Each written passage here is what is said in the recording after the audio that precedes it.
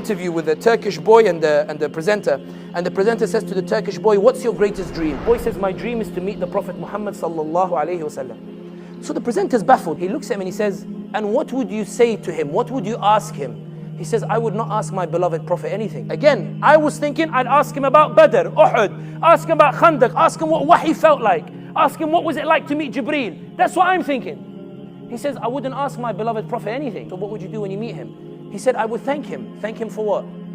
I would thank him that when his society turned on him and he could have given up the message, he chose not to do so and he kept going.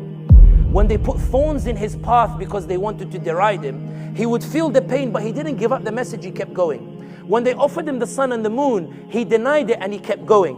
When 13 years of da'wah, they boycotted him. He lost Abu Talib, his protection, he kept going. He lost Khadija, radiallahu anha, she dies, he kept going. And the more they kept pressuring him for no other reason, they said, La ilaha illallah. If he had given it up, he would have been back the golden boy of Quraysh. He refused to give it up. Then he got kicked out of Mecca. He says, Wallahi, you are the dearest land to me, and I would never have left you if your people had not kicked me out. He was heartbroken, but he left. In Badr, he's fighting his family. He's fighting his family members. He goes out, he doesn't say, I'm going to give up the message. He keeps going. He's defeated in Uhud. He sees what Hamza does. He doesn't say, why me? Why do I have to keep going the message? He keeps going. The whole of Arabia come against him in the trench in Khandaq. He digs the trench and says, I will keep holding on to this message, even if things are against me. When he turns around, him and his Sahaba, and they say, Mata Nasrullah, when is the victory of Allah coming? He feels it in his heart, that heartbreak. But he keeps going, he keeps going. And when he enters Mecca, he doesn't take revenge.